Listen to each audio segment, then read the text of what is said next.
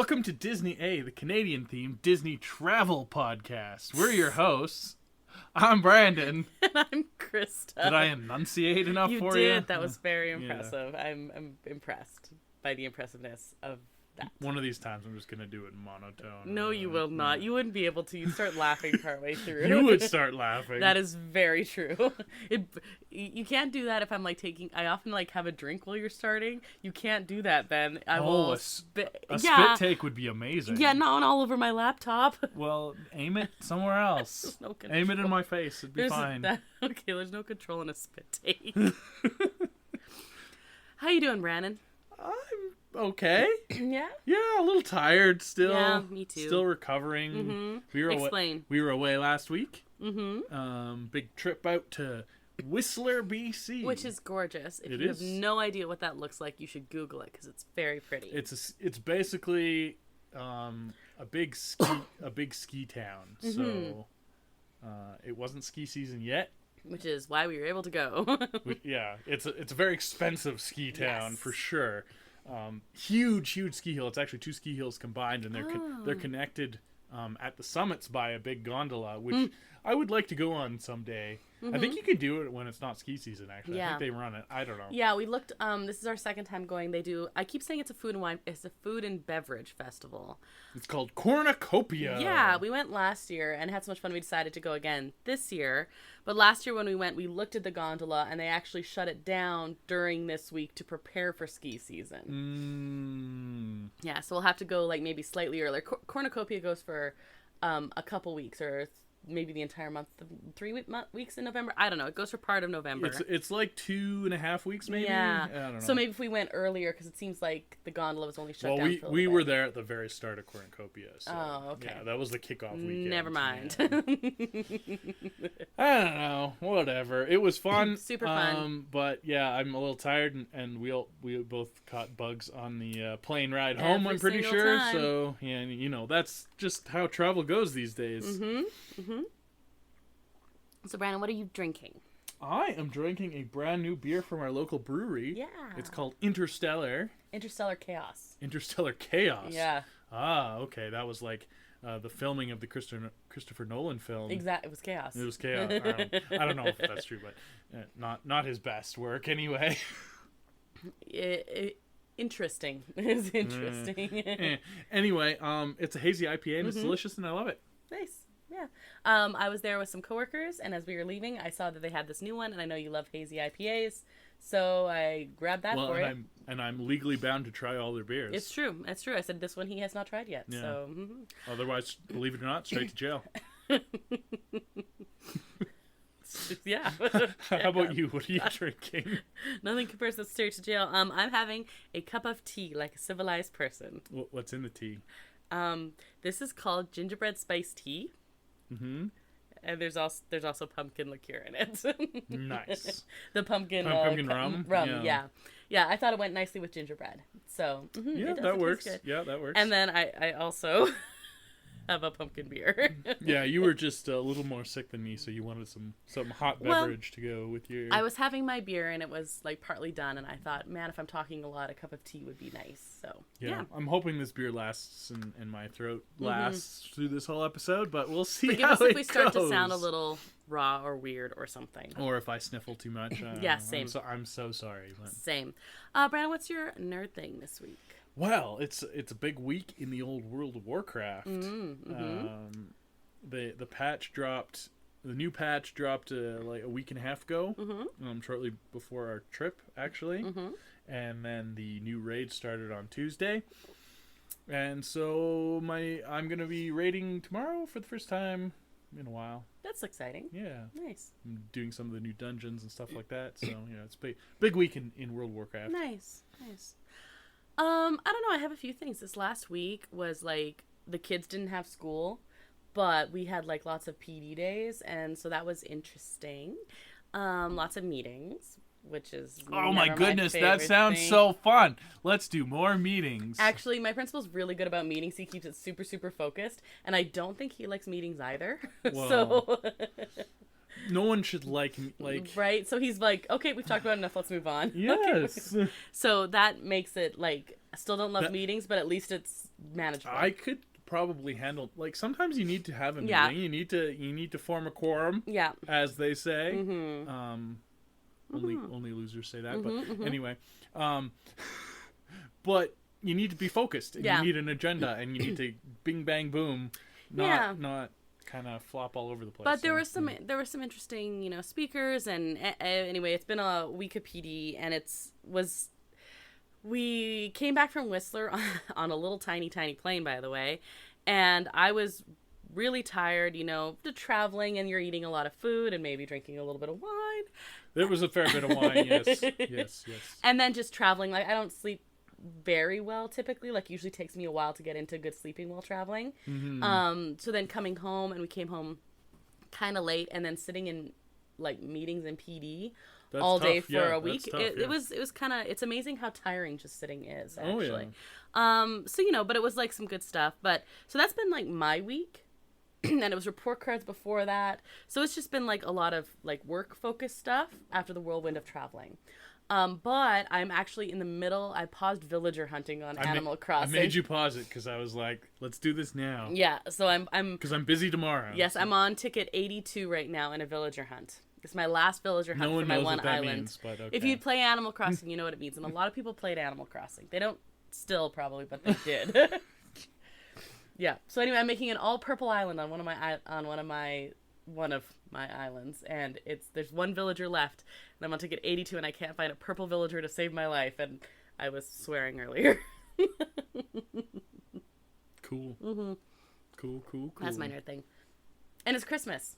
It is Christmas. Like, our American friends happy Thanksgiving. Are still holding out for Thanksgiving next week. Yeah. But this will come out, like, this will be the closest episode, so happy Thanksgiving, American friends. Yeah. So they're holding out for that a lot. Like, they have that extra buffer, whereas we hit Remembrance Day, and then it's like full-blown Christmas. Like, there's no excuse to not be full-blown Christmas. No, not here. So usually I would decorate the day after Remembrance Day. But because we were gone, we were away for Remembrance Day. I did probably 3/4 of the decorating, maybe a little bit more, but we didn't turn anything on until we came home. So now it's Christmas. Now I've been playing Christmas music even. There's it's just Christmas in our house. Yeah. I haven't started wearing the sweaters yet. That's in December. We're just trying to save all our decorations from our new cat, who is a bit psycho. So it's a little weird because I don't have as many decorations out, but Lilith is still a kitten and entranced by the tree, so we're a little... She's only climbed it once. But it's amazing what she takes an interest in, so a lot of our decorations are just not going to go up this year. Yeah, she likes to play with stuff. She tried to murder Jabba the Hutt earlier. Oh, yeah. And then she took out his Gamorrean guard as well. And she was against Christmas Piglet. Yeah, had a bad day. Yeah, she's basically full on homicidal maniac.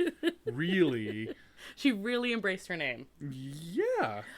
She hasn't wrecked any of these things, but we find them in like weird places, and she seems like one who's going to destroy the tree. So we've had the tree up with the lights on, and I'm just like slowly adding a couple things, but it's all going to be like non-breakable stuff. And the funny thing is, she's not constant about it. She just wants to show off sometimes. Yeah. Like, it's like when we're sitting there, she'll try and climb the tree or whatever. So I don't know. So normally it takes me like a day and a half to fully decorate everything, and it took me like half a day because I was like, this is a lot of breakable stuff I'm not going to put out. Yeah. But that's okay. It's still festive and Christmassy. I feel Christmassy. I'm actually pretty excited to start watching some Christmas movies and stuff. I think my plan was tonight, but now villager hunting is going so long, is I'm going to get into a couple, ease into some Christmas movies. I never got to Nightmare Before Christmas, and that's both a Halloween and a Christmas one. That's a good transition. So I think that's going to be my first transition, and I think I might just throw on some Hallmark. Yeah, they're enjoyable in their own sad, sadistic way. Yeah, they're like cozy and And then we're going to a Santa Claus parade next weekend. Yeah, no, it's full on Christmas. I'm so excited. The tree lighting. We'll have our own Hallmark Christmas movie. Carolers and tree lighting and the whole thing. Yeah, I'm excited. I am too. Yeah, so that's an additional nerd thing, I guess. I took lots of nerd things this week. That's okay. Okay. We also, now typically here we talk about our latest episode. Do you want to do a spoiler-free gut reaction, but our entire episode is about the latest episode? Just stay tuned. Okay. In place, let's do our spoiler warning. Yeah, well, I mean, there's a spoiler warning. We're spoiling Loki. It's about Loki this week. Yep. Well, instead, like transitioning into the news, I suppose. Did you wanna play the news bumper or whatever? Disney A news update. Yeah, just staying on the Marvel track. Better know a listener. That's fine. We can do that after the news. Yeah. Okay. We're on a roll. We're on a roll. Staying on the Marvel track. Stop trying to derail my train. Casey Jr.'s on the track. Nice Disney reference in there too. Yeah. I like it. Okay. You derailed me though. Okay. No. Marvel. We're on the Marvel track.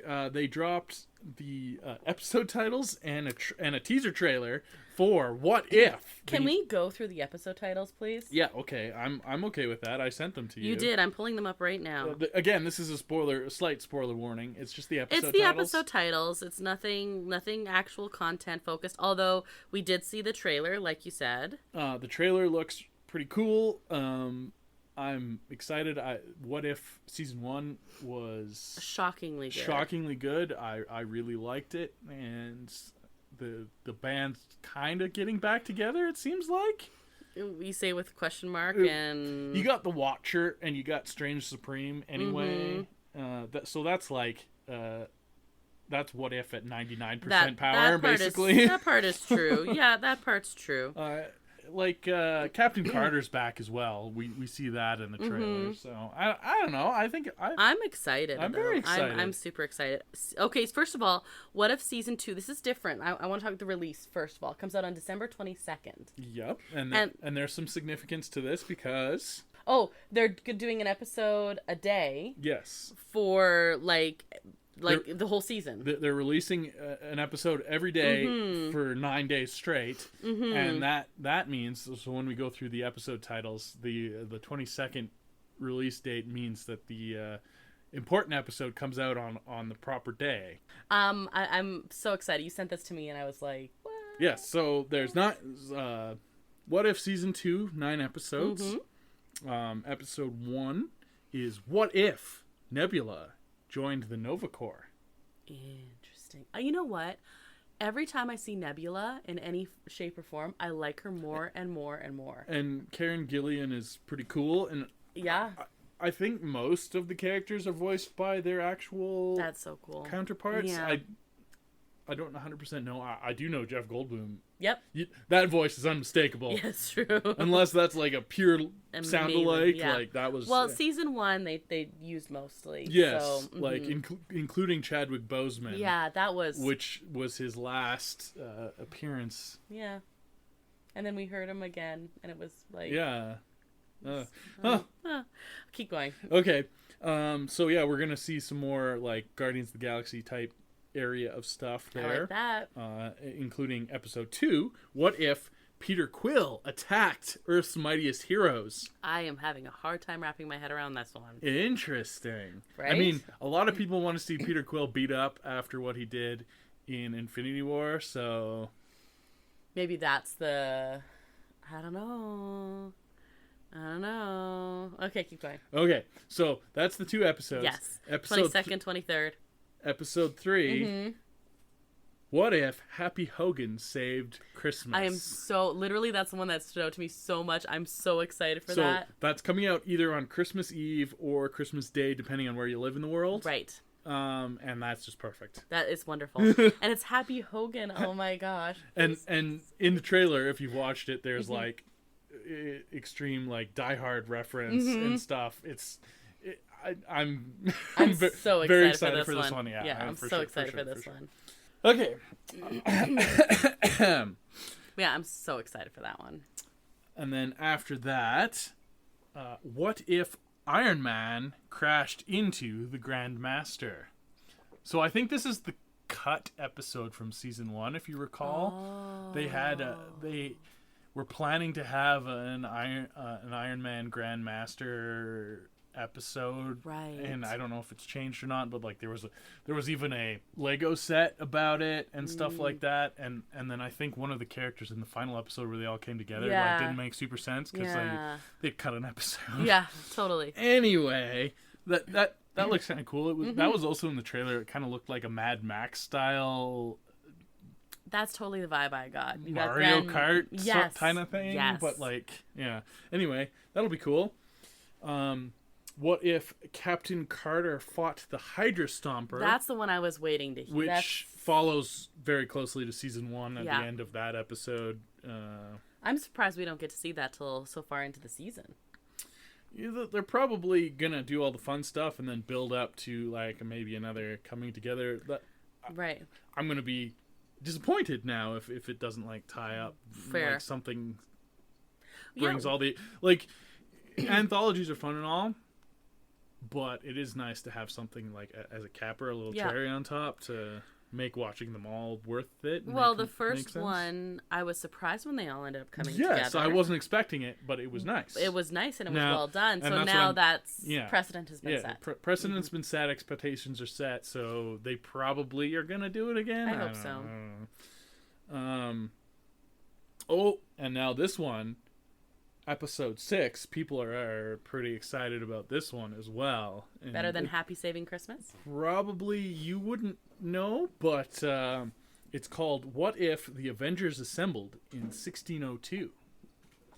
And this is based on a very famous comic book run written by Neil Gaiman. Oh, I love Neil Gaiman. About you told me about this run. A historical, like, alternate history with the Avengers literally in 1602. And that's amazing. And so I don't know if they're going to be able to do it justice in a single episode of What If, which typically are not very long, like maybe a half hour. Oh my gosh. But it sounds really, really cool, and people really like the comic book run, and of course Neil Gaiman's pretty so good at this kind of stuff. Pretty genius. So I'm looking forward to seeing that. Okay, if that's what that is, because you told me about that comic book run, and I've never wanted to read a comic so much before.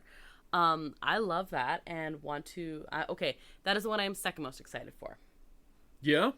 After Happy Saving Okay, Christmas. you might be excited about this next one as well. Okay. Episode 7 is What If Hela Found the 10 Rings? So we got some Thor. Oh, that'd be so bad. Ragnarok action callbacks, as well as Shang-Chi exists as well. Yeah, remember you guys like Shang-Chi? I did like Shang-Chi. Please bring back Shang-Chi. Yeah, we should watch Shang-Chi again. I would like it. That was a very good movie. It was. Yeah. And then, okay, this one I have no idea. I'm gonna do my best. What if Kahori reshaped the world? I don't know what a Kahori is, but it doesn't sound good. No, reshaping the world. Generally not a good thing. And followed very closely by episode 9. What if Strange Supreme intervenes? So I think those two are going to be like a two-parter type of thing. Okay. I don't think Kahori reshaping the world is a good thing, and correct. And I think the Watcher comes and gets Strange Supreme to help out, because Strange Supreme is pretty awesome. I'm so excited for that. Doesn't make the best decisions in life, but he can fix things too, I guess. Yeah. Anyway, that's pretty cool. I'm so excited for that. What if? Yay! Yeah. It's interesting. They're kind of experimenting with these different release patterns. Most of the stuff on Disney Plus has come out weekly. Yeah. This is going to come out daily. And Echo's going to get dumped. And Echo's going to be a full binge. So it's interesting.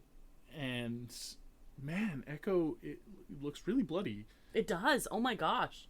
That was shocking. Like, super duper R-rated. I was like, it's not, though. Well, there's dudes getting their heads blown off on screen. Like, that's... I could not believe that is, like... I don't know, Brandon. I don't know. Like, I'm pretty sure that's TV 18 or whatever they would say. Crazy. TVM. I don't know. Super bloody. Like, it calls back a lot to the Netflix ones, as how I'm feeling with it. Yes, it felt very Netflixy. Similar to that, yeah. Which is cool. I think that it's kind of like the Daredevil universe. It needs...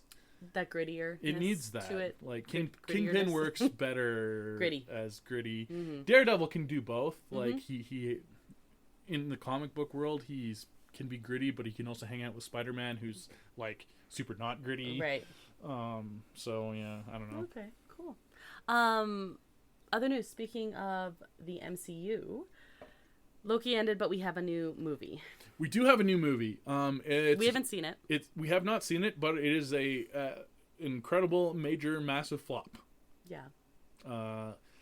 It is the first bomb in the MCU. It's amazing. Like there were some that have underperformed, dating back to even Incredible Hulk. The second MCU movie didn't do very well. Things like Thor 2. Even Iron Man 2. Iron Man 2. Iron Man 2 did okay box office, but was like kind of underwhelming. Mm-hmm. And then you have things like Eternals not doing great. Ant-Man 3 kind of, these are all more recent ones, kind of doing less, but or Black Widow, but that was also COVID time and had a simultaneous release on Disney Plus. All of those have made more than double what the Marvels did on opening week. Well, not more than double, but about double. That's crazy. You know what? I haven't really heard anything about it, but anything I have heard is like mostly positive. I've heard that it's fun. The villain is kind of bad, which comes across in the trailer, and that was my worry. But like, I think the 3 heroines look pretty cool, and I wouldn't mind having adventures with them. But like, we're not going to if this is not doing well. So it's unfortunate, but we have our last episode we discussed this. So we did on the horizon though. And it's the other part of the news is the SAG strike is completely over. They did come to an agreement, as we were talking about before. So things are like kind of back to normal as well as film production wise. Yeah, or moving back to normal anyway. Yeah. But as part of this, there's actually only one MCU movie on the schedule for next year, and that's the first time since 2010, I think that's been. Are you serious? The case, yes. And can you guess what that movie is? No. I don't even know what's next because it all got. Well, there's only one. Screwy. There's only one. There's a bunch of stuff planned and may or may not be canceled. Who knows? It's not Blade, is it? No, no. It's not Blade. No, Blade got pushed. Who knows when that's coming out? Exactly. Who knows? They might pull some stuff forward now as well because there's only really one on the schedule. Deadpool 3. Really? And that was like half filmed when the strike started. There's been some set photos of like Hugh Jackman in the suit and stuff like that. But we got Deadpool kind of holding down. Yeah. And you know what? If there's only going to be one movie released in a year, that's one that can shoulder. Everyone's excited for that. Everyone's going to see that. That's going to make a lot of money. Everyone's excited to see Hugh Jackman back as Wolverine, and everyone's excited to see what Deadpool does actually connected to the MCU, because I'm fascinated where they go with that. Yeah. Like, absolutely fascinating. Like how? I don't know. So, I'm really excited to see this. I actually really want to see Marvels. We don't have a theater right here, otherwise we would have seen it already, but we have to, like, make a point. And had we been around opening weekend, we would have. Yeah.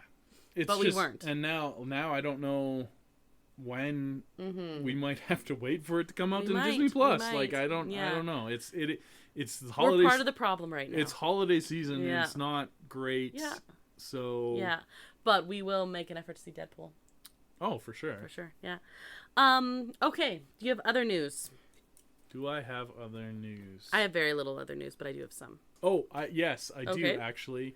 Along the lines of the MCU having problems, the director, I think he was the director of Shang-Chi, who had been attached to the Kang Dynasty, is now not on that project anymore. We'll be focusing on Shang-Chi 2, which is a good thing. Yes. And possibly Wonder Man, but there was rumors that was canceled, so who knows. But like Shang-Chi 2 should probably be his focus, so who knows who's going to do the Kang Dynasty, or if there's even going to be a Kang Dynasty. I want to pick your brain about that later. Because that's the other like fresh rumor as of yesterday that after Loki, which we're going to talk about, that Marvel is going to be moving on from Jonathan Majors as Kang. So who knows what that means for their whole slate. Yeah, I have a lot of questions. His legal case isn't going that well, and so... I have a lot of questions. I want to pick your brain when we get into Loki about this. It's... Yeah. We're gonna I know it's all conjecture and rumor. Have to talk about it in Loki because he was a big part of this season. 100%. Okay, so let's quickly run through some other stuff. Disney CEO Bob Iger confirms Frozen 4 is in development. Oh my goodness. Yep. There's a bunch of Life Day celebrations. They've got some merch Frozen and stuff 4? like that. Yeah. There's a Frozen 3? Oh, well, that's already been confirmed. Oh. Okay. Yeah. Neat. So not now, but there is. Oh yeah, and a bunch of food for Life Day too, at Galaxy's Edge. Yeah. Basically, at all the restaurants, they have some special food items. So even though that wouldn't be part of the foodie guide, it has its own little Life Day celebration kind of thing. We can do a quickie episode about Life Day next week because that sounds perfect. We're gone next weekend as well, but we're gonna release an episode. And it's just gonna be about Life Day. I like it. Let's do that. So you have to find the list of Life Day stuff, and we're going to talk... Well, let me skip past all the news items then that are about that. Yeah, let's do that. Because, we're gonna do that, and we can just mention... I know we've talked about it before, but the Star Wars Holiday Special. Yeah, well, the last time we tried to talk about it, there was a crazy earnings call where everything in the world got announced. So we can talk a little bit. Yeah, touch on that old holiday That's what we're going to do next week. Okay. Perfect. There's a December hearing date is set for the arguments for the dismissal of Disney's federal lawsuit against DeSantis. So he's doing super. He's having a good time. Mr. DeSantis, his career is going down in flames. Okay. Schmoozies has finally reopened. After a 3-month closure. That was closed 3 months for a long time. It's crazy. There is a new inflatable at DCA, specifically in Avengers Campus. There's Lucky the pizza dog. Oh, I love Lucky. Yep. That was, I had more, but that was also more, Life Day stuff. So then the only other thing is, there was news that was immediately pulled back, because it was rumor. So, it was rumored that the Avatar attraction that has been discussed would be located in DCA. At the International Association of Amusement Parks and Attractions Expo, someone from Disney said the Avatar experience would be coming to DCA. And then right away they said, no, nothing's been confirmed. It's coming to DCA. Everybody knew that already anyways. Yeah, but they just don't want to give any more information right now. Where else is it going to go? No. Yeah, otherwise, the holidays are at Disneyland, and that's awesome, and I want to go back. I personally don't have my hopes up for that. I think it's probably going to be pretty underwhelming, whatever the heck it is. Yeah. But... Yeah. I'm happy to be pleasantly surprised, but I'm not holding my breath on that being something that I'm excited about. Fair enough. We shifted things around, so do you have a better know a listener? I do. Okay, I also have something about a listener. Do you want to go first? You go first. Mine's short. I just want to give a shout out to Barb in Manitoba. Hi, Barb in Manitoba. Yeah. So anyway, she messaged us, so we wanted to say hi, because we like getting messages, and if you message us, we say hi to you. I've never ever been in Manitoba. Just the airport. Flown over Manitoba. I've been in the Winnipeg airport. So you've touched down in Manitoba. No, I've never touched solid ground in Manitoba. Yeah, this is they're from a farm, and they're very sweet. She had a little bit of information, but she says we've been doing Disneyland, Walt Disney World, and the Disney cruises since 2002 with our children and now our grandson. Nice. Being in the center of Canada, it's about the same distance from Florida or California. And also, one thing, we apparently sound like we are from the prairies. Oh, I mean, I've heard that before. It's interesting. I've heard both people being shocked that I'm from Canada because I don't have the get after it, bud. Yeah. No do to boot it accent, but right. So I used to work for a call center that serviced Comcast customers in the States, a lot of Chicago people, and I would answer the phone and they'd be happy that I didn't have like an Indian accent or like a very thick accent at all. Yeah. And then they're like, where are you from? And I'd be like, Canada, and some of them would be like, oh, you don't sound like you have an accent at all. And then someone like, oh, yeah, that makes sense. Oh, interesting. Yeah. So I thought this was funny that someone from Manitoba was like, you must be from the prairies. Your voice sounds like you're from the prairies. She said, or West Coast. That's like half the country. But she said, no, like Ontario. Ontario does sound a little bit different, for sure. And of course, East Coast is very. Except for like Northern Ontario, because they sound like they're from the prairies. That's true. If you watch Letterkenny, which is like the second most famous show out of Canada, they sound like they're from the prairies. When you turned it on the first time, I was in another room and I could hear it, and I'm like, these guys sound like who I grew up with. Yeah. And it's like only that show is only slightly hyperbolic. Like, it's hyperbolic. I've met people that are basically those people. Well, okay, but not an entire town of them. Okay, so anyway, I wanted to give Barb a shout out, and that is awesome. Thank you for messaging us. Cool. Well, you're officially a cool person. We're gonna do Better Know a Listener. I'm excited for it. It's not in Canada this time. Oh, okay. Because you just talked about Canada. So. All right. No, we're going back to South Carolina. Okay. It's a little city called Greer in South Carolina. Greer. Okay. Greer. It was founded and named for James Manning Greer, who was his ancestry traces back to Scotland and Ireland. So that seemed kind of like a cool dude. Well, Greer, I actually had a friend in university whose name was Greer, like her first name, and she was like very Scottish Irish looking, and obviously had that background. So yeah, so like the area was actually first found or surveyed by the Europeans, I guess, by his ancestor John Greer Sr. John Greer Sr., okay. In 1750. Oh, okay. Yeah. That's a long time ago. That was a long time ago. Long time ago. In a galaxy far away. No, just in Just South Carolina. Carolina, okay. Yeah. They have a BMW manufacturing plant. Okay. There. They're known So this is like a pretty big place then.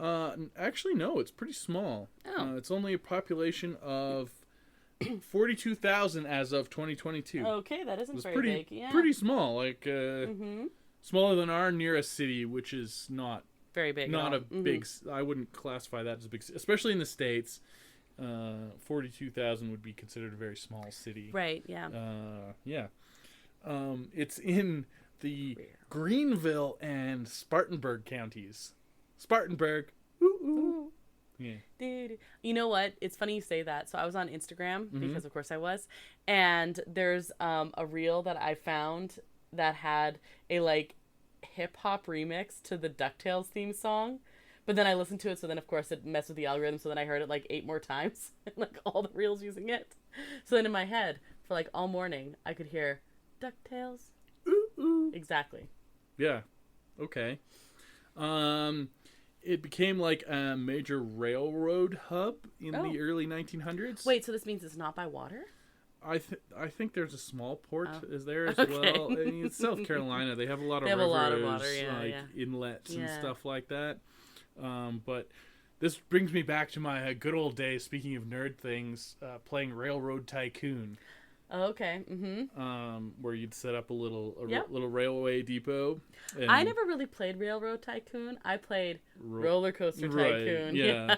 No, Railroad Tycoon was a little older than that, but it was a big railroad hub, so they shipped a lot of like cotton and textiles out of there, as well as peach crops. Oh, I guess they would, right? And stuff like that. So pretty cool.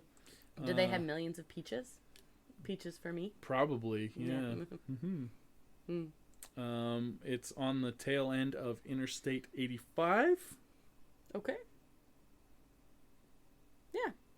And it's a very cool name. Oh. Oh. And in the 70s, the importing industry, like from China and whatnot, probably, threatened to turn Greer into a ghost town. But they worked to attract a new industry, and it doesn't really say what that new industry was. Oh. Who knows? Okay, but if you're from Greer, you can message us and tell us. Peaches. Hopefully it was peaches. I hope it was peaches. It was like, yeah. I hope so, because peaches are awesome, and we don't have them here. Unless we ship them in, of course. Well, we do have some peaches, like, 4 hours down the road. That's true. In, like, Creston that and is true. Stuff. They have peaches They there. have pretty good peaches. Mm-hmm. Pretty good peaches. Notable people. Okay. From Greer. Oh, okay. I don't recognize any of these people, but I was like, is it the guy named Greer that it was named after? Because that's pretty notable. You got Chris Burton, who played for the Harlem Globetrotters. Oh, that's cool. And he was the 1994 NCAA dunk champion. Oh. That's cool. Okay. Bill Haas, PGA golfer. Mm-hmm. Jay Haas, also a PGA golfer. I bet they're related. I bet they are. I bet that's a family thing. Kaylee Kurtz played for the National Women's Soccer League. Well, You got some athletes in Greer. It's like a pretty athletic little city. This is a small city. That's high-end athletes. Yeah. And including Daniel Pelka. Mm-hmm. I played for the Chicago White Sox. Oh, hey. Mm-hmm. And varied athletes. Yeah. You know, like sometimes in a smaller place, you'll be like... Like a specific sport. Yes, exactly. You got basketball, you got golf, you got baseball, and you got soccer. That's pretty That's good. cool. Pretty That's good. cool. Go All Greer. Right. Go Greer. Hello, people from Greer. Message us and tell us what your industry was replaced with. In the Yeah, this is from Wikipedia, so Yeah. I'm doing the best I can here. Okay, I'm sorry. enough. No, it's all good. I like it. Main topic. Disney Plus and chill. I gotta get in the mood. Hair flip. Well, This episode is named Loki Hair Flip, by the way. Oh, okay, good. He does do a lot of hair flipping. I was wondering why you were bending over so much. Oh, that's so good. Okay. I don't look as good as Tom Hiddleston doing the hair flip, No one does. but it is would be very difficult to do that. So I did my best. Yeah, it was good. It was impressive. Yeah. Yeah. Loki hair flip. It was a valiant attempt. Okay. Let's do a rundown of the episodes for the overall. The overall or the episodes? Let's do the overall. I'm gonna how detailed. Let's do you do wanna go the episodes first. Oh, How about that? Okay. We Because have then that can lead into the overall Sure. talk. So there are 6 episodes. The first one is called Ouroboros. And Well, okay, let's start it this way. okay, Did you like it? yes. Did you? I liked it very much. Okay. It's not your typical MCU fare. I had to sit with it for a little while and think about what I felt about it. Mm-hmm. You wouldn't tell me. And then I also saved it for this, but no, I was very excited for Loki season 1, and I liked that, but I was also kind of disappointed because it was good, but also kind of left me wanting more. We called it exposition. Yeah, and there was a lot of exposition. There was a lot of exposition in this one too. But it kind of tied it all. It's all self together, and also saved season 1 because it all worked together. It might make Loki as a package some of my favorite Marvel. Yep, I'm not disappointed in that. Anything. If I put season 1 and season 2 together, it is definitely far and away my second favorite MCU thing, and I think Loki is my second favorite MCU character. There's no touching. You're talking WandaVision. There's no touching WandaVision. WandaVision was very good and a tight product in and of itself. But this, I don't know. I have no problem with you saying this. It was just very poetic. There's no other way to put it. And okay. So let's go through the. Before we do, you said it's poetic, and I just want to say one thing.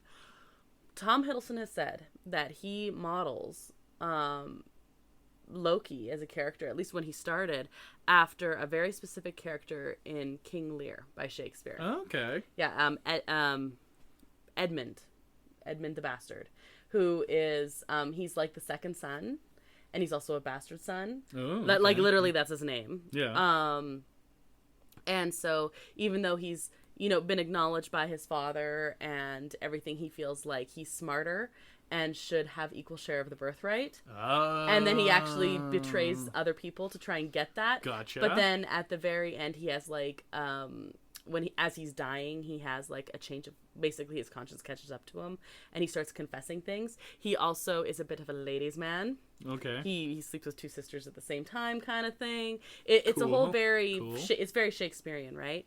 And at least at the beginning, Hiddleston said that was kind of one of his main inspirations for the way he portrayed Loki. That's very interesting because, of course, the first Thor film was directed by Kenneth Branagh, who Totally was makes big sense, into yeah. Shakespeare as well. It's very possible that's when he said it, Like, actually. yeah, kind of playing off each other that way. So that, So it's very I like it. interesting. I like it. Loki's. Okay. I mean, Tom Hiddleston is classically trained. Yes, and of course, yeah. Yeah, and he's a very poetic man. Yes, I like Loki. I like Tom Hiddleston and everything. You'd probably like to read his poetry in Braille. Oh my god, that was really funny. I mean, yeah, I probably should cut that out. No, that was a good joke. Okay. Leave it in. Okay. So, this takes place immediately after the events of season 1. And so we left Like, immediately. Yeah. So we left season 1 with Sylvie having just killed He Who Remains after shoving Loki through a time door. Yes. And he ends up back at the TVA and he sees Mobius and B-15. Hunter, that's right, B-15. And he starts talking to them and he's like trying to warn them and they have no idea who he is. And then he looks and he sees a statue of He Who Remains. So when we left that, I thought this was like in the future. Or maybe not even in the future, but like that event had happened because I understood that the end of time, right? Like it was removed from time, so it like had an effect on the timeline. Yeah, you weren't sure like when it was. I mean, it's timey-wimey stuff, so who knows what's going on. They can make up their own rules. So it doesn't matter. Totally. So, this takes place immediately after that. Like, our second shot is Loki running down the hall away from them, trying to chase him because they're like, who the heck are you, kind of thing. Now they're going to prune his butt. Yep. So, season 1 is called Ouroboros, and Loki finds himself lost to time and torn quite literally between past, present, and future. There's a couple funny moments in this one. Torn is the operative word there. Yes, it looks terrible. Yeah. But we also meet someone named Ouroboros, or Obi, as he becomes known, and he's wonderful in every way. And he's played by Name I can't pronounce. Ki-Hue Kwan. Ki-Hue Kwan. I'm always like, Kwan! Short Round. Yes. Who just won an Oscar for his work in Everything Everywhere All at Once. Which ties in perfectly to this because it's very... It suits it. Multiversal. And, yeah. Anyway, he's awesome in this. We're all gonna die. We're still all Actually, gonna die. everyone in this Everyone season is amazing. Everyone is very good. So good. So we meet him, and I just wanted to say Ouroboros is, like, if you don't know, that is a reference to something specific. Well, it's like the ancient, is it Greek mythology? Maybe. Something? But basically it refers to a snake eating its own tail, and it's like it's an allegory for like a self-fulfilling prophecy. Yes, yeah. So that's interesting. Which is very key to this whole season, basically. Yeah. Yeah, and it's often shown as signs of infinity, and yeah. And there's a lot. Oh, it's so cool because there's stuff from our first introduction to Loki that then comes literally full circle that we see by the end of this season. Yeah. But before we get to that, episode 2 is called Breaking Brad. Well, okay. Great name. So episode 1, like you talked about it, he's being torn. He's time slipping. Oh, yes. You didn't mention that. I didn't really at all. talk about it at all. No. So that's what the being torn is he's time slipping, and he keeps jumping back and forth through a bunch of different time periods in the TVA, and it looks very painful. And he keeps like running into people he knows, and they don't know who he is because it's a different time. But sometimes they do. Sometimes they do, and then it's all that, and yeah. then, So he doesn't really know where he is, or no, he doesn't know when he is, or if the people around him do or do not know him. And then every time he starts to talk to them, he's like very physically, painfully torn out of that time. That's kind of like the incident, like the inciting incident of this episode. He's trying to solve that with the help of his friends that do know him as he's slipping through time that he can't control, and sometimes running into his friends that don't know him. Yeah. And this is the episode that ends with him getting pruned again. Yes, right? Yeah. yes, I think so. He goes to, there's a countdown, right? And Mobius is actually risking his life to do something to try and pull Loki basically out of this slipping and to center him. And the only way this works is if he has a set amount of time where this has to be accomplished by. They have like the time way is all splintering and stuff, and they have like a tether for it. Yes. And Loki has to be pruned at the right moment to get attached to the tether. It's, I don't know. But you also have a great word called spaghettification. Yeah, the spaghettification sounds really bad. It sounds really bad. Yeah. We might find out about that a little later. Probably if would be painful if it is indeed bad or not. Yeah, probably. You turn into spaghetti. But anyway, it works out, and Loki's pruned at the right time somehow. There's some problems. Just as we see Sylvie. There's an elevator door, and there's a phone ringing, and it's all like... It felt very Matrix-y, It did feel very Matrix-y, and as it's going all going on, he's pruned. So, interesting. So he is pulled out of this slipping. So he's not slipping. He's not slipping. In episode 2, Breaking Brad. Great title. Excellent title name, by the way. This was for me the weak point of the season. It wasn't the episode's fault because there was a lot of cool moments in the episode. Yep. They deleted an episode, I swear. Or half an episode or something. I swear, like, something was wrong because the internet, my own brain, and a couple people I talked to were like, did I miss an episode? Literally, a coworker of mine who we talk about these episodes with, like casually, but whatever, texted me and was like, did I miss something? I'm like, thank you. Yeah. And that was in our initial gut reaction, too. I don't know what was going on there. There was definitely some missing... Something was missing to lead into this because it didn't make a whole lot of sense. And you were being asked to care about characters you had briefly seen before, if at all. Well, no, Brad, the hunter, X15, X5, whatever. I don't know, it doesn't matter. They're hunting him in a timeline, but like you have just saved Loki from time slipping, but there was no transition between the two. Weird. No sense, but you got to see Loki being real cool and menacing. That was really cool. And that was like almost villainous again. Great moment. Very cool, and essentially they're trying to find Sylvie at this point. Yeah, and there's some like rogue hunters that are trying to prune the rogue time ways like they used to. Yeah. Even though they had agreed to not, and so all that going on as well. Which, man, again, episode. There could have been an episode here. You could have had another episode. Yeah, you can make it a episode. You can make it 7 episodes. You're fine. I promise.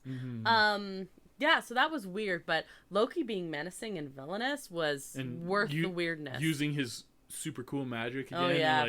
No, that was very cool. Yeah, we didn't see a whole lot of that this season, except in this episode, and a little bit in the next one too. But yeah, so this was weird, but some great moments in it. We also got introduced to those cubes. That's true. That's how they torture. So they capture the hunter and they take him to the torture chamber, and man, the TVA's messed up. Yeah. They prune people out of existence all the time, and then they have a torture chamber for some reason where you get trapped in a non-gelatinous cube. If you play D&D, it's not non-gelatinous, and they can squish you into nothingness apparently, and it's very messed up. Yeah, it's pretty. There's a grate on the floor because what happens after you get squished into goo is that they need a grate in the floor. It's very disturbing.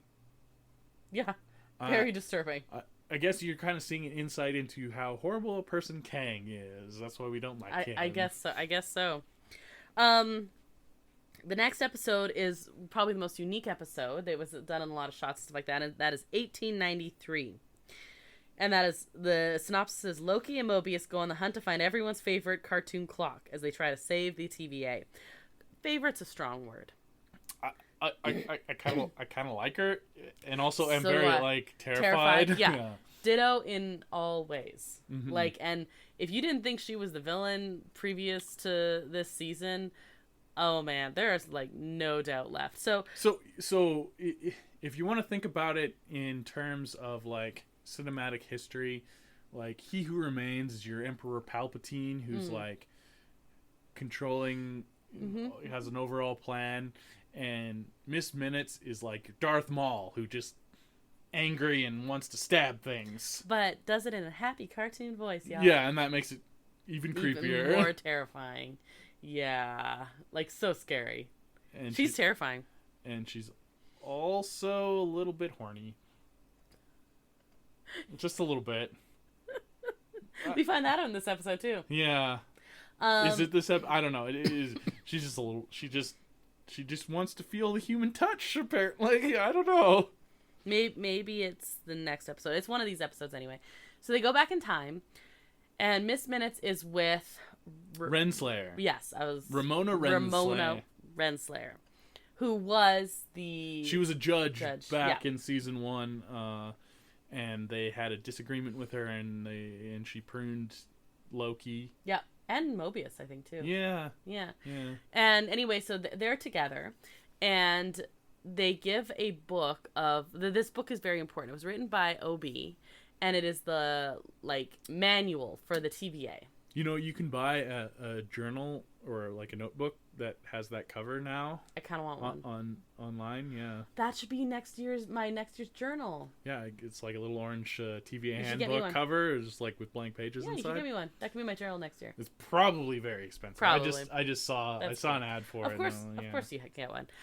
So they drop one of those in through the window of a little boy who's in making like candles. 1894 Chicago or something. I don't remember what the actual date It would have was. been before that, because then we move ahead to 1893, Chicago okay. World's Fair. The World's Fair is in 1893, so it was probably like in 20 years before that or something like that.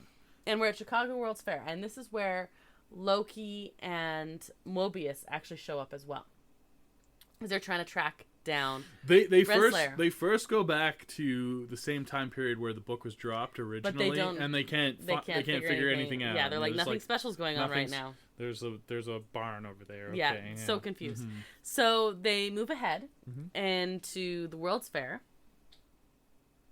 And this is the World's Fair where you have like Tesla and it's a big World's Fair. Yes. And the murder hotel. Yeah. And H. Holmes murder. I kind of wish they had gone into this.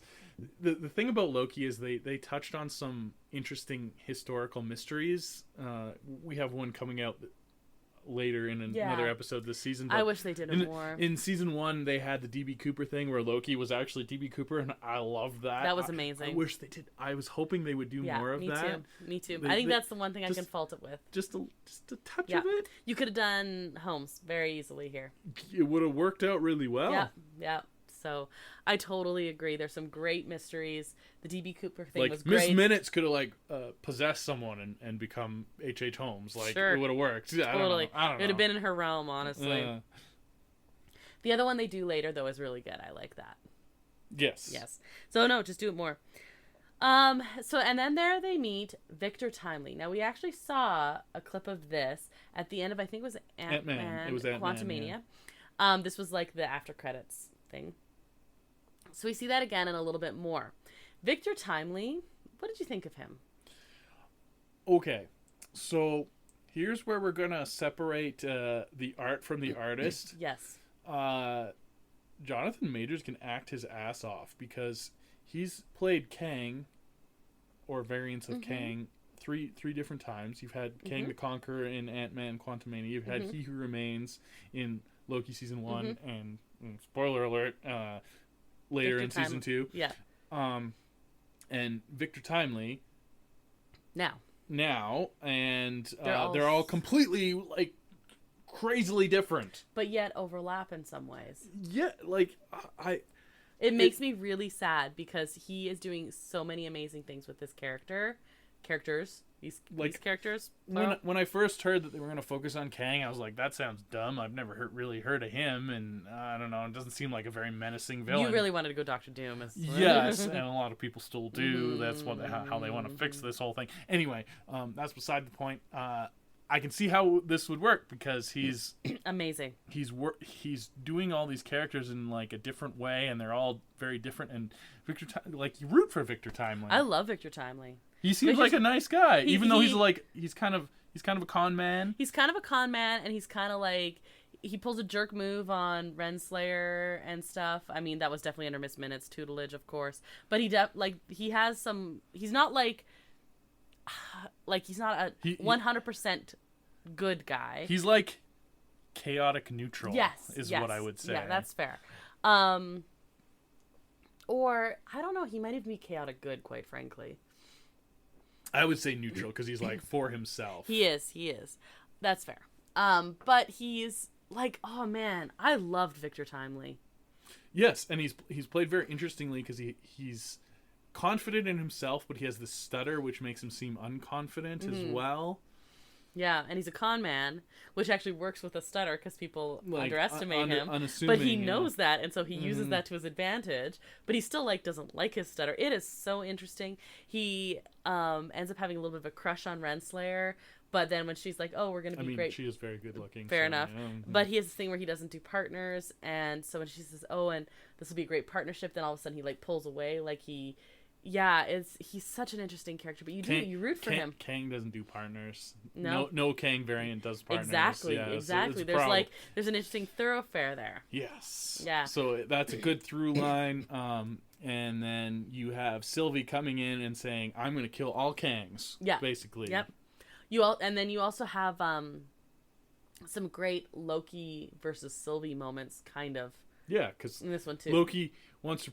So the whole reason that they're looking for this, they were kind of following Miss Minutes and Renslayer, but they're having a problem back at the TVA where the whole temporal area and the center of the TVA is going to explode. Yeah, that's bad. As Ouroboros put it, we're all gonna die. And then every time you try to fix something, it doesn't work, and then we're still all gonna die. We're still all gonna die. Yeah, so that's bad, but they can't even get in there to fix it without the temporal aura of He Who Remains, who is of course dead. But his variant is not, and they would have the same temporal aura. Right. So when they see him, they're like, "Wait, this would work." This would work, yeah. So basically, you have 3 different groups trying to chase down Victor Timely, and he's just like, "I'm just trying to He's like, I didn't ask to be a MacGuffin. Yeah. Well, and he has a little side hustle. Well, that's not even a side hustle. He has a hustle going on in one of the side display areas about electricity, and you find out he's been using the information from his TVA handbook and inventing things, and it's just very Tesla-like. Very Tesla-like. But you actually find out he's actually very intelligent. Later, OB says that he would have been bigger than Einstein, but the technology hadn't. If he had the resources, yeah. Yeah, and didn't. And then you have the interesting, again, an Ouroboros snake eating its own tail, chicken and the egg thing, where Victor Timely's ideas are spurred on by the TVA handbook, which is written by Ouroboros, but Ouroboros studied under Victor Timely originally, so it's this whole weird thing going on. It's very cool. They meet each other later in the season, and it's a very cool moment. Episode, So Loki is trying to defend Timely from Sylvie. Sylvie is trying to kill him. Loki does and Miss Minutes and Renslayer are trying to basically steal him. So Loki does kind of get through to Sylvie, though. Well, actually, Timely kind of gets through to her. Yeah, so Loki's trying to defend Victor Timely. He's fighting Sylvie, but of course he's not trying his hardest because he doesn't want to hurt Sylvie. No, it's literally just defense. He loves himself a lot, and especially when it's in a nice female form. I guess I don't know. So I don't think the form would matter. Yeah, no, Probably not. No, he... Attractive form for him. It doesn't matter if it's female or male. And so that doesn't go very well, and Sylvie basically kicks his butt and has her sword out ready to stab Victor Timely, and he says some stuff that like makes her reconsider. It's like he doesn't know what she's talking about. He wants to make his own choices, and then she's like, wait, that's exactly what I want. Yeah, exactly. Like he says exactly the right thing because she understands. She's like, oh, he has no choice, just like I have no choice. Yeah, so that happens. So then she basically says, Timely can go with Loki. And she has been working at a McDonald's in the 80s and just wants to stay there. She's very happy there. She wants to eat all the McNuggets. Yep. That they just invented. Yep, it's true. But we also have Miss Minutes at her second most terrifying, I think, of this whole season. And that is when we find out that she was actually invented as a clock to play chess with by He Who Remains. And then she became... like actual sentient artificial intelligence. She convinces him to kind of like abandon Renslayer. Literally, they cut her off a life raft into a life raft, leave her floating in the ocean. I think it's the whatever rivers by in between Chicago right. and yes, that's right because it's by Chicago. Yeah, that's right. But it was a riverboat anyway. They're on a riverboat. Yes, and she says what she really wants is for him to make her like a human form. She wants to be Vision Part 2 is what she wants. Yes, and then she says because then he could touch her and she could touch him, and because she wants to. Nope. That was a good miss. I was doing a She-Hulk reference. Yeah, I like it. I was like, no. Okay. I was doing a She-Hulk reference. Yeah, Come on. It was good. It was good. I liked it. That's why I realized that. So I was like, oh. But then she says because she like superimposes her head onto a mannequin. It's really creepy. It's super creepy. Yes, I agree. It's the second most creepy thing she does. Yeah, second most creepy, which tells you how creepy the next thing is. The other thing that she does is oh my god. But she and then he is like panicking because this is terrifying, and he's also like a fairly decent human, kinda, and as she's saying, "But I love you," he cuts her off. Yeah, puts her back in the temp pad, locks her up. Yeah, and then the crew gets back together. They do the whole thing with Victor Timely, and Sylvie decides to not kill him. But they have this whole B plot going on with the rogue hunters. They're gonna do a bunch of prune bombs on like all the timelines, and of course Sylvie doesn't want this because she's living on a of course side timeline and just being happy. So they do a big battle with all the rogue hunters and cool stop their plans and put them in jail. Yeah, believe it or not, straight to jail. Yep, straight to jail. Episode 4 is called The Heart of the TVA, and this one is the Loom is nearing a catastrophic failure. But Loki, Mobius, and Sylvie have a He Who Remains variant. And we're going to talk about this episode, but it has the craziest ending. Just the craziest ending. It's the craziest ending. It's crazy. It's crazy. It's crazy. Okay. So they get back to the TVA. What happens? Well, I mean... this is also where you have the OB. I think that's one of the first things. OB meeting. Yeah, you have OB meeting Timely, and they're like, oh, you're my hero, and oh, you're my hero. Yeah. Like... Again, it's kind of weird, timey-wimey stuff. Yeah. I don't know. It's tough to comprehend, but you just have to roll with it. Yeah, that's kind of it. You try and understand it enough to kind of get it, and then just let it go. The points don't matter. Whose line is it anyway? Exactly. All right. So what else goes on in this? Well, you have the TVA trying to figure out their life as well. Basically, there's a big catastrophe going on, and they're like, we kind of need all hands on deck. Exactly. And they have these trapped hunters that were foiled. Their plan was foiled, but they're still loyal to the TVA. They want the best for the TVA, and the TVA is about to blow up. So they're like, maybe we can talk to these guys and maybe make them not be super crazy. And they can help us in this time of need, and then we we might be able to reason with them in that what we're trying to do is also trying to save the TVA. So B-15 goes to talk to the leader, who's awesome, by the way. That actress, from Game of Thrones and Austin Powers. No, Game of Thrones. I know who you're thinking of. Really? I don't think that's the same okay. actor. I don't think that's.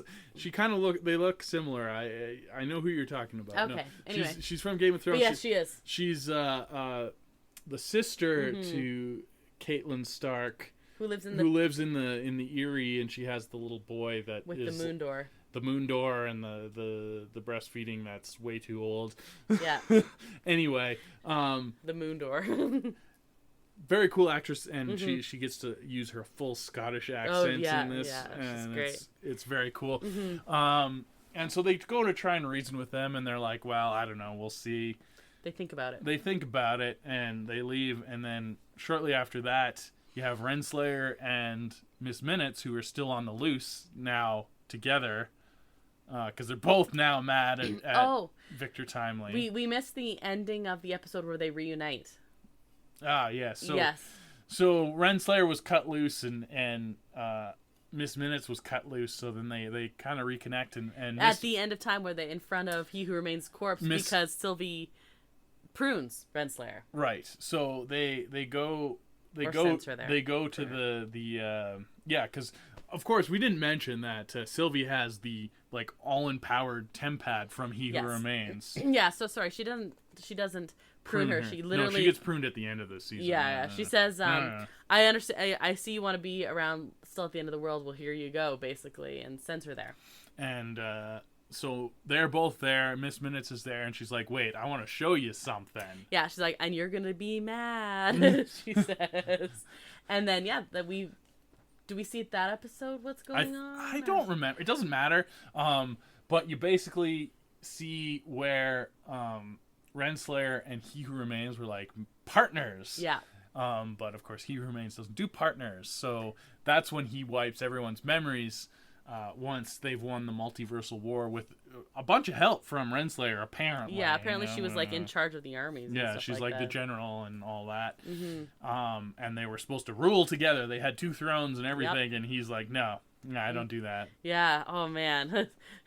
Bad move, dude. Yeah. But Miss Minutes remembers because she was not. Yeah, she wasn't. Her memory wasn't wiped, and she's like, she wanted to sit on one of them thrones, kind of thing, and she was okay with it until he cut her loose too, and now they are both out for revenge. The enemy of my enemy is my friend. Yeah. Yeah. Scorned women, like yep.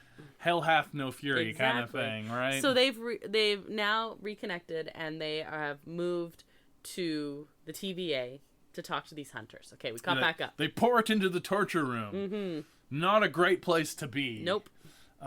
So they're like, hey, do you want to go take over the TVA and run it in a good way? And they're like, nah, we'll pass. And then Miss Minutes is like, okay. Except Brad. Yeah, except Brad, the hunter that they found before. Yeah. He was new this season, by the way. It didn't feel like he was new, but he was new. He was new.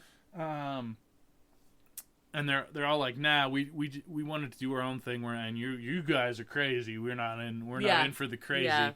And so Miss Minutes jumps in and turns on the torture machine. Yep. And mushes them all like bugs. Yeah, and together. And it sounds horrifying. And you watch. All you can see is Brad's eyes, and he can't look at it. He looks once, and he like winces and looks away. But that's not the only thing you can see, because you see Renslayer just watching very stoically, but you see Miss Minutes behind her. Just basically having the time of her friggin' life. She is so excited to watch them be tortured to death in this horrific way. Yeah, so this is the most horrifying thing that Miss Minutes ever does. Totally she's like, yes, torture, finally. She's literally like gleeful. Giddy. Yeah, it is like really concerning.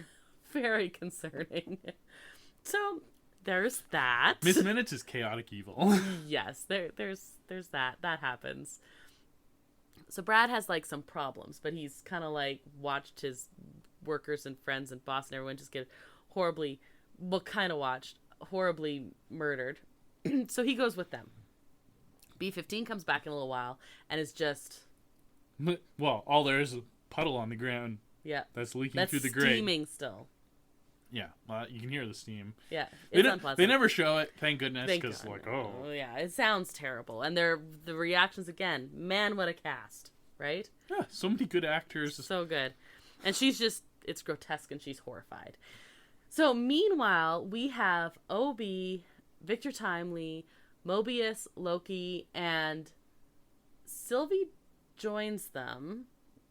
She's like annoyed about it. She doesn't want to save the TVA. She wants to save the timelines. Yes. So it's Yeah, so she joins them.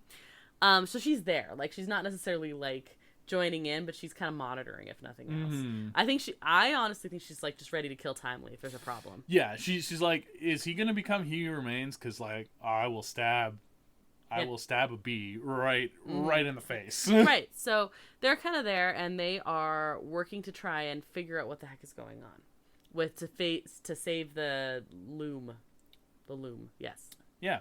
It's the temporal loom, which is a funny name for so things. But someone has to get into the same kind of situation that Mobius was in episode 1 and run down the plank very, very quickly and install this device, and we saw it happen in episode 1. He was in his thing. They had the duct tape. And it's totally fine. And it, like, his suit was starting to melt, but it was fine because they got the tether and because it was episode 1 and everything was fine, and so they're kind of debating on who is going to go, and Timely says it has to be him because in case something goes wrong, he has he might be able to fix it, kind of thing. Okay, so and plus he also says like he's not part of this timeline, so yeah. So before we got to that though, Miss Minutes and Renslayer and B-15 had actually captured Victor Timely. Oh, yes. I jumped way ahead You there. jumped ahead a little bit. Ending. Victor Timely really wanted a hot chocolate from the hot chocolate machine because he was like fascinated that there could be a machine that would make hot chocolate. And so he goes and does that, and they capture him from there. This is a really cool character trait. He really likes sweet stuff. He likes sugar, remember? And he likes, yeah. And technology, so it's like kind of like so good. Anyway, and actually the guy who pruned he was involved in the pruning or the capture or the arrest or something of Mobius before is the one who like is on their side now, and he takes him to go get the hot chocolate, and Brad prunes him and then captures Timely. And so they're kind of sitting in the boardroom being all like, yeah, we're going to do this. And I think Brad goes out to go prune some more people. And they figure out how to turn off the magic dampener. Yeah. Which is very important because you have two pretty good wizard gods of mischief. They're going to do some mischief, and they can do that now. Yes. But you also have this cool thing where they're trying to, because they're trying to catch up with Timely, and it's another cool moment where Loki sees himself at the elevator, and the phone starts ringing, and Sylvie's in the elevator. He was with her, and they got separated. Miss Minutes was messing with all the controls, basically, to separate them. And so Miss Minutes had locked Sylvie in the elevator. And so he's like watching himself try and like talk to and he's like there's a Loki walking down the hallway, and Sylvie's prying open the door, and she's like, "Oh, there you are."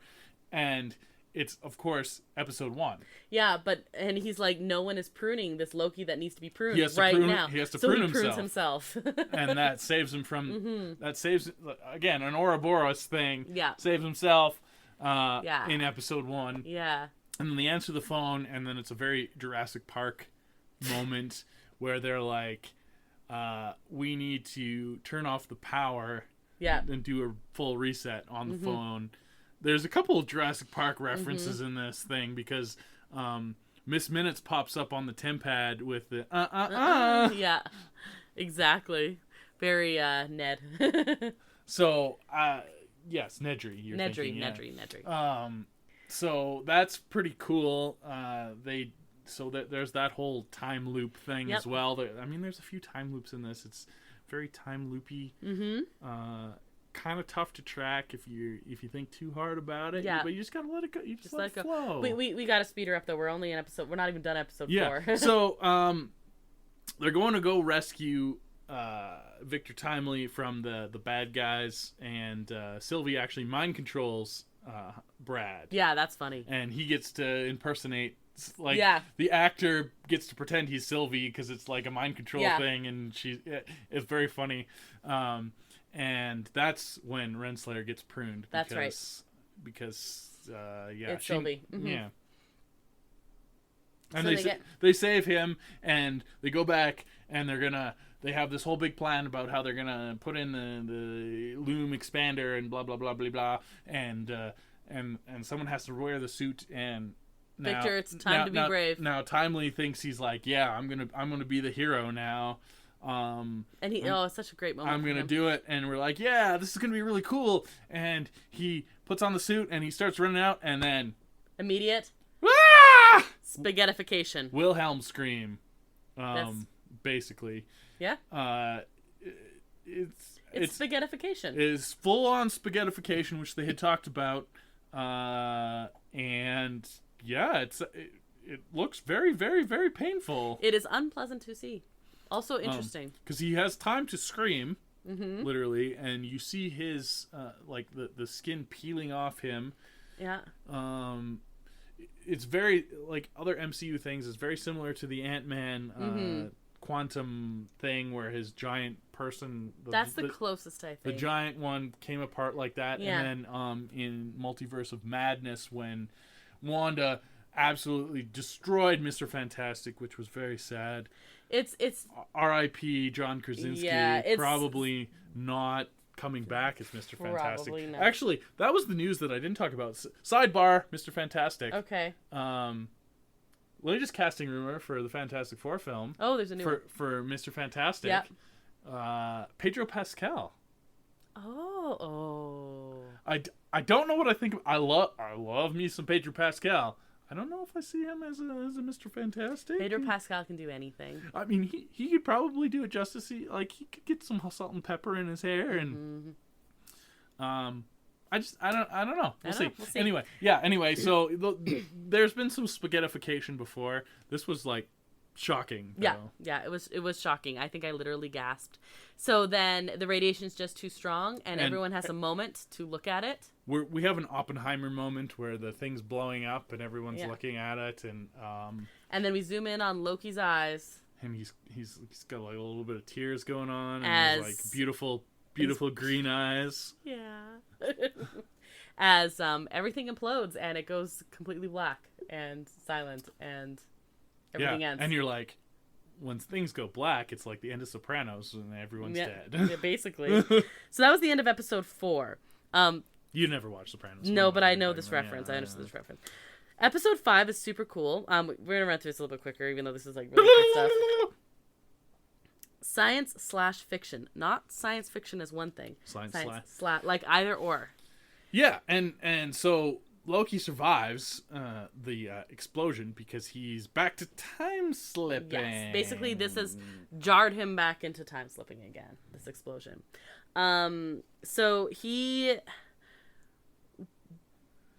ends up jumping dying timelines. Yeah, dying timelines where all of his friends... So like, first of all, he's in the TVA, and it's like completely empty. Yes. And he's like randomly time slipping, and then he starts slipping into other branched timelines where his friends are from. Mm-hmm. And he keeps slipping like directly to where they are. Yeah. Like he's drawn to them. Yes. So let's talk about where he finds them. He finds Mobius as someone selling jet skis. Yes, which is Mobius is obsessed with jet skis, and he used to be a Sea-Doo salesman. Sea-Doo salesman. Yeah, that's true. Not even jet skis. They're not even... Sea-Doo salesman, which Mobius is very clear to point out in an earlier episode that they're not the same thing. Mm-hmm. And he's a single dad to twin boys. I feel like there's someone who could use twin boys that needs some children. Yeah, I feel like. Yeah. I feel like there's someone looking for like him. an adoptive mother or something. Maybe, I don't know. Anyway, powerful. She would protect the heck out of those kids.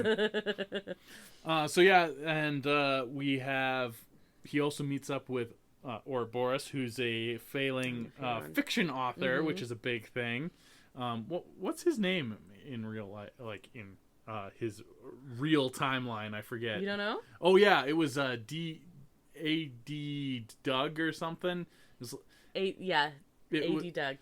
It's Doug A.D. we figure It's Douglas Adams. It's a reference to Douglas Adams with like all this like zany, multiversal time tripping stuff. There's a lot of Douglas Adams feel to Loki as well. Totally. And then he meets B-15 is a doctor in 2012 in New York. Pediatrician in New York.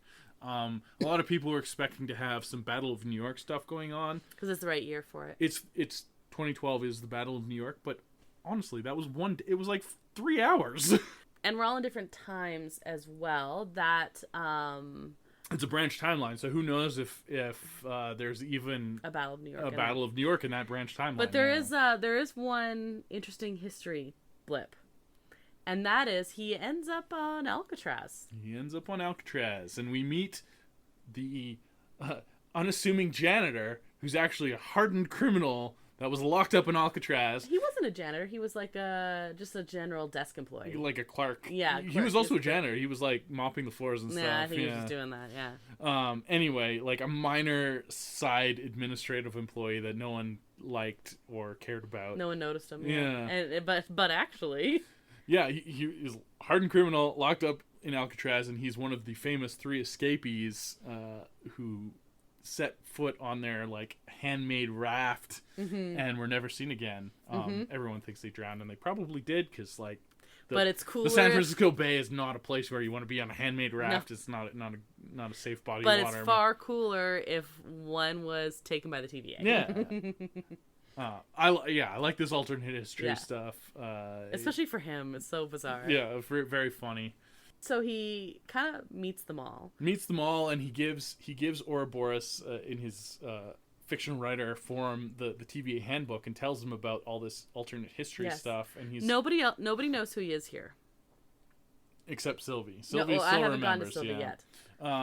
But he's like, yeah, so we need to do this, and none of the people he meets believe him, or except obviously he's being like a crazy person, but Obi's like, yeah, that sounds reasonable. He says it's like meeting one of his characters from his books. He writes these crazy books. He doesn't really like his life. He wants to be an author, but he's like a theoretical physicist to pay the bills. Yeah, as one does. Yeah, why not? And so he gives him the TVA handbook, and Ouroboros is able to invent a prototype TemPad and bring the whole band back together. Yep, so he does, but then Loki talks to Sylvie, and Sylvie convinces him that maybe it isn't right for him to do this, that he should just let people live their lives, and maybe it's okay that the TVA is gone. And then he says, basically, what do you want? And he says, I just want my friends. Like, yeah, he's never felt part of something. Yeah, and like he's always been an outsider. He always felt inside his heart that he was an adopted child, even though they didn't let him know that. But he always felt a little different. He wasn't like the other Asgardians, because he wasn't an Asgardian. He's never had family. But in these other misfits that were taken out of their time, it makes sense. He feels a kinship with them, and he just wants to be part of something, and he just wants to be together. He doesn't want to be alone. Yeah, that's what he says. And then once he figures that out, he realizes that he doesn't want to ask other people to give up like their lives for him. And he's, Mobius has kids, and it's a whole thing. So then they go back. And so Sylvie has convinced him that you just let it be, and he's gonna send everyone back, except Sylvie back in her own universe. Everything starts getting spaghettified. Yep, everything is spaghettified, and it's actually pretty cool to see. It's money well spent on the VFX budget in this episode. Well, in this episode, on the next episode. Yeah. Oh my goodness! Yeah. All the spaghettification. And so she uses her little TemPad to escape her dying timeline. Yep. Literally at the last second. And tells everyone, like, no, we gotta fix this, because it's not going well. Yeah, it isn't like the branch timelines are just continuing on and people get to live their lives. It is the branch timelines are dying, and like those are people dying on those, and that's her whole thing. She's like, people don't get to live their lives. Yeah, everyone's gonna die. We're all gonna die. So they And they're like, okay, so like, what do we do? And then it's like a very Infinity War thing where they all get spaghettified. Yes, but then Loki figures out. Loki snaps back, and it's just a couple minutes prior, so he has time slipped. And part of OB's whole thing was if only he could control the time slipping. And now he figured out how to control it. And it's not the what or where or why or how. It's the who. He's got to know his. Who? I know that band. He's got to know his purpose, and his purpose is his people. Glorious purpose. Glorious purpose of people. Episode 6. Glorious purpose. Yep. You know what episode 1, season 1 was called? Glorious purpose. Yeah. Mm-hmm. Ouroboros. Exactly. Okay. Yep. So good. So episode 1, season 1, Glorious Purpose. Season 2, episode 6, Glorious Purpose. And we open with our little memory of, like, some of the previously ons are actually things from the films. Yeah, like, we're going deep Loki history here. This is the whole Loki. It's his whole life. So he says, I know what to do, and he's able to time slip back to the moment where Timely's going to go down and time to be brave. And it happens. So then he backs up a little bit. And then he backs up a little bit more. He's got a self-controlled Groundhog Day thing going on. Yep. So basically I'm going to run through it. But he does a lot of Groundhog Day. Very Groundhog Day-ish. Montage of him like trying to figure out. Make this thing work. And then he goes and he talks to OB and Mobius. And he's like, okay, figures out a bunch of stuff. And when he talks to Timely and OB, he says, how long would it take me to understand all this? He's trying to make everything happen faster because the whole point is that when Timely runs out there, it's been too long and there's too much temporal radiation, and that's why he gets spaghettified. Yeah. So he's like, okay, we got to speed this up. We got to speed this up. And like, they're like, well, we still have to figure out how to make the expander thing. And he's like, okay, well, teach me how to do it so I can do it faster. Yeah. And they're like, how long is that going to take? And he's like, well, years, like centuries. And then it's centuries like, later. Hundreds of years later. So literally he did this for centuries. Like, over and over again. Then it's my favorite, because he's also, like, so, like, nice in this. Like, his tone is just very patient. He's like, okay, what we're gonna do. He's done this millions of times, basically, and it reminds me, like, this is a very small niche market, but watching gamers that do speedruns, and they have to... a speed run is like you try and do the game as fast as possible. So the perfect example is like something simple like the original Super Mario Brothers. You can apparently beat that game in less than 8 minutes. And like it's like pixel perfect, and you have to do everything exactly right to do that. Him trying to fix the loom perfectly without Timely dying is like a speed run. We see him centuries later doing a speed run, right? He's like, okay, this is what we're going to do, and this is what we're going to do. And this is what's gone wrong before. Like, don't do that. And don't do this, and don't do that. And here we go, and go. And everyone is like really confused about what's going on. But he's just kind of like running through it so fast. So Timely gets all the way down there, gets it installed. Hits the right button. And it's stuck, but he hits it and he properly. says, he's like, sometimes that happens, just hit it again. And then it works. Perfect. He doesn't drop it. Apparently he dropped it at one point, or many points probably. Is able to come back, and while his suit is steaming, it is not spaghettifying. He makes it back in. Things start to look good. The loom expands. Does exactly what it's supposed to do. And then it still blows up. And then it still blows up. Because it is expanding in an infinity rate. Right. And so you cannot... If you think about it, that makes sense. You have all these branching timelines because people make different choices. And if you have free will, you're going to make, like... If you can make every single choice every time you make a choice, think about all those branch timelines, right? Like so then Loki instead realizes that it all started when... Well, it is said when it blows up again, that this all started... It was... doomed to happen ever since Sylvie killed He Who Remains. So then we go back to him trying infinity amount of times to stop Sylvie from killing He Who Remains. Yeah, he reasons with her. He time slips back to the end of season 1. Which is when we get to see Jonathan Majors being He Who Remains again. So they fight again and again and again and again and again, and you get to see He Who Remains die again, or here again and again and again and again. And then he goes. So this is a very interesting part of this section. So if you remember back to the end of season 1 when he gets stabbed, he looks at Sylvie and says, "See you soon." Every time he dies, he says that, but it's like more unhinged and like taunting every time that happens. Yeah, he's not taunting Sylvie. No, he's not taunting Sylvie. Yep. But anyway, in the middle of all this, he slips back out to talk to Sylvie in the branch timeline where they were discussing this. Just the two of them. He pauses time and just basically... Oh, sorry. Before that, Jonathan Majors actually paused this whole thing. And... I mean, Jonathan Majors, sorry. He Who Remains.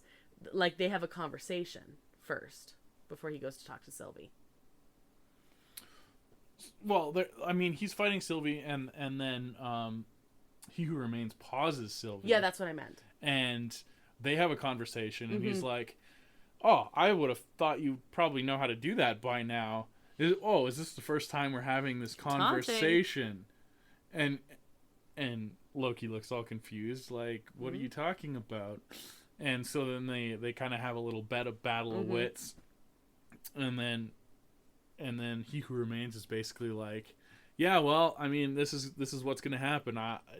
You have to let me be or take over for me, like you said before. Like there's no other option. Right. The loom is a safeguard. It's gonna explode. Yeah, it's a safeguard. It was going to only. Yeah, exactly. And then he unfreezes Sylvie, and then Loki's like, "Well, actually, I'm not left-handed either," and pauses Sylvie. Yeah. And it's He Who Remains' turn to be shocked because, of course, this wasn't the first time they've had this conversation. He's gone through this how many ever thousands of times and has figured out his life and has decided he's going to go a different way. Yeah. So then he goes and he has a conversation with Sylvie, and Sylvie recognizes, "You're going to have to kill me to, like, get me to I mean, she keeps saying that over and over again. No, but then when they have the conversation, and then he says, "What do you want me to do?" And she said, like, because otherwise it's war. And then she's like, "At least we'd have a chance. Then at least we would have a choice and a chance." So his like, He Who Remains is like, "Well, if I die, this is going to happen, and so you have to stop Sylvie, but Sylvie's not going to be stopped unless you kill her." And Loki's not going to kill Sylvie. Yeah, so it seems like it's coming down to a choice of him taking the throne or killing Sylvie is the only way this is to fix anything. Or he just lets it all... Well, and he's not going to do that either. If he becomes the new He Who Remains, Sylvie's probably going to kill him too, exactly. right? Like, exactly, right. So that's where we leave off. But Loki has decided to go a different way. He's like, "No, I choose option 3," and like, He Who Remains is like, "I don't understand what you're talking about." So he time slips again. And he time slips back to the room as Victor Timely, "It's time to be brave." And he's going down the steps. And instead, Loki goes down the steps. And he locks everyone else out. And Sylvie and Mobius realize what he's going to do. And they like are trying to break in. He just locks everyone else out. And he doesn't put on a suit or anything. No, he puts on a suit. Well, he does. He doesn't put on that suit. And he just starts walking out into the radiation. And as he's walking, he's like transforming. His clothes melt away. And he becomes like effing Loki. Like the horns are just, oh man, it's just like the robe flowing out from him. Yeah, he gets a robe, and then the horns form, and they're like kind of like the cobalt stuff from the Citadel at the end of time. And he's like pushing through the time stuff, and he blows up the loom. Blows up the whole thing. And he's like, "Ha! Take that, safeguard." Yep, and I'm not done. Yeah. And then there's a rip.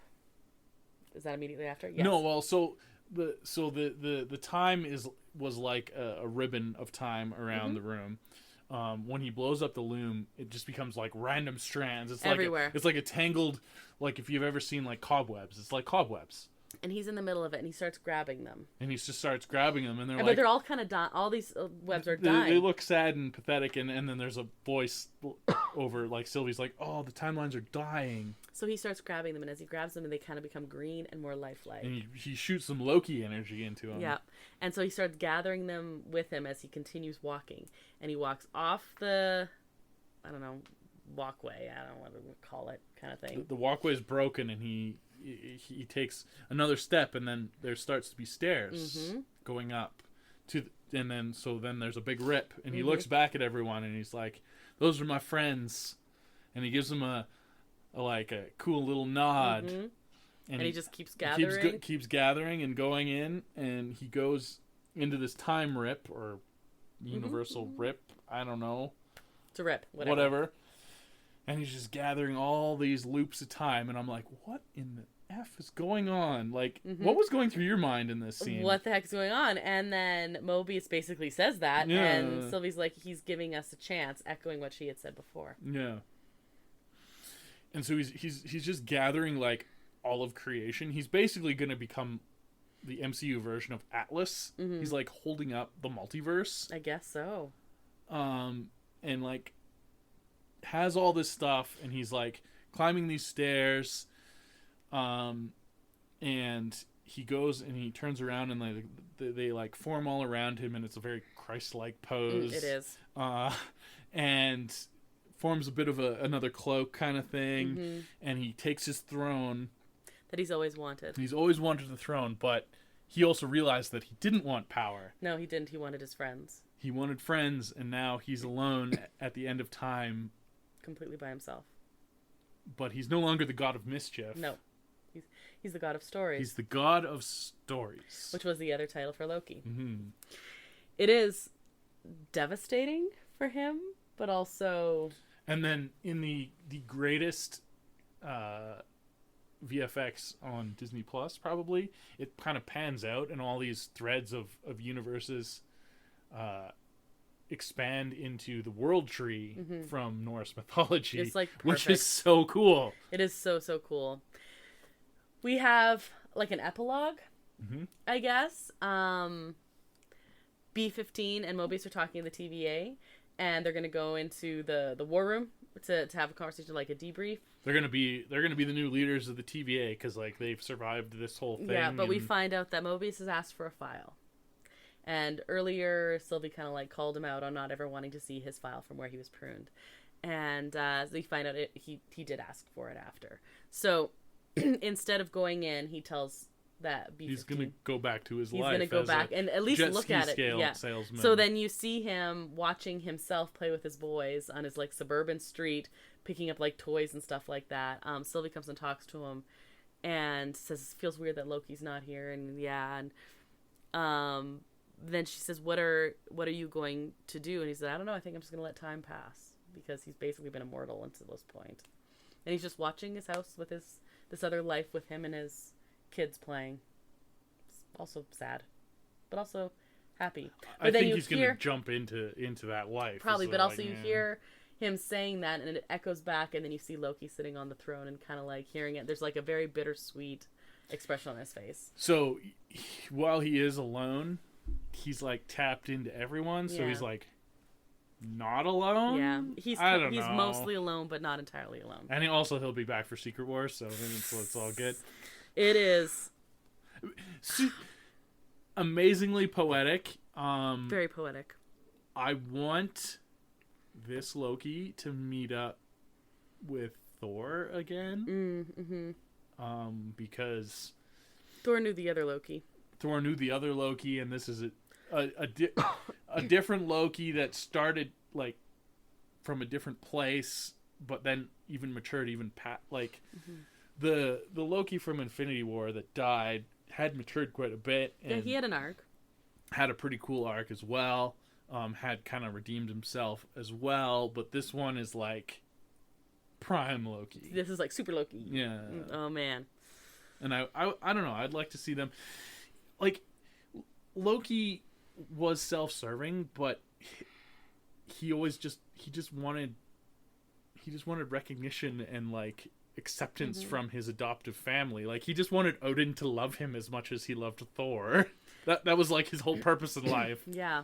And Thor did love him like a brother, but Thor was also very entitled during that time. So. Well, and Thor's matured, though he did backtrack in Love and Thunder, which was a lot of people's problem with that movie. Another sidebar, Marvel news.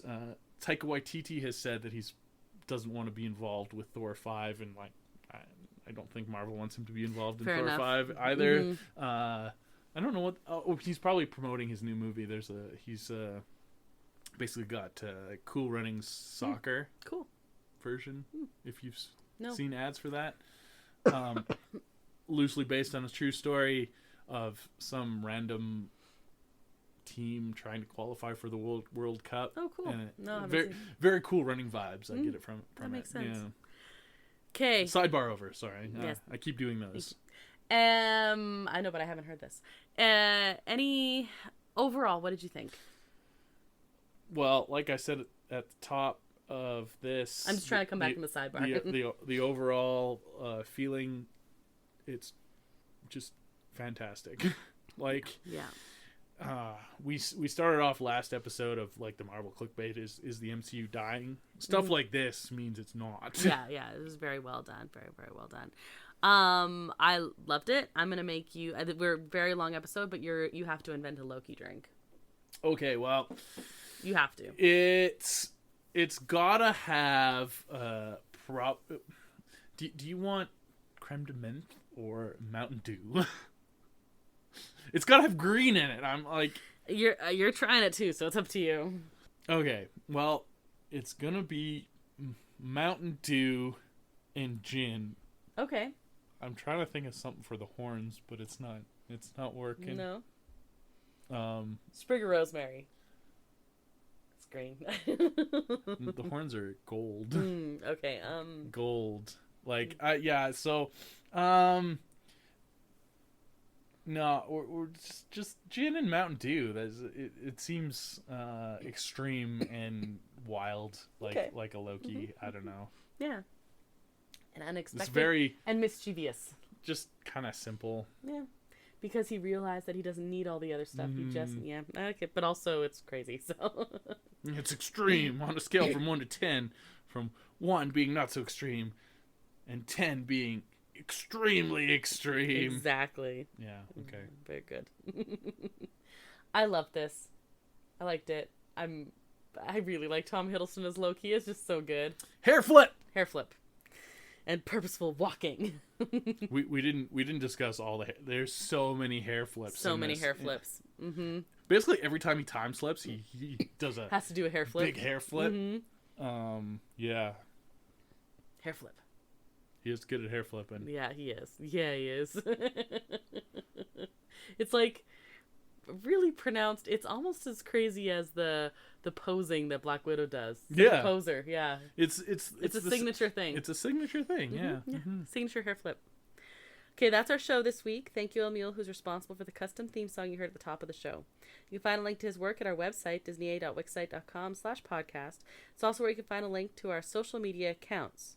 We are currently on Facebook and Instagram, and only kind of sorta on Twitter, X Twitter. Everyone just still calls it Twitter. It's Twitter, okay. Honestly. We don't post to that really anymore, but you can find our old, especially the live tweets of Brandon watching things. If you've rated or reviewed our podcast, thank you very much. And you can also find us on our YouTube channel, Adventures A. If you know someone who might like listening to us, please recommend Disney A as well.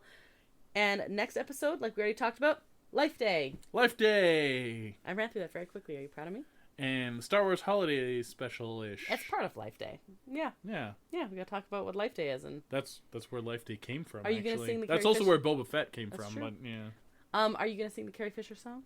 I am not. No? Oh. I'm going to watch what Lumpy's grandfather watches. That's concerning. Yeah. So I'm Krysta. I'm Brandon. And until that next adventure, TTFN, ta-ta for now.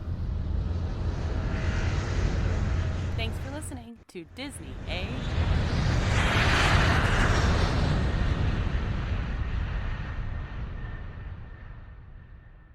Hair flip!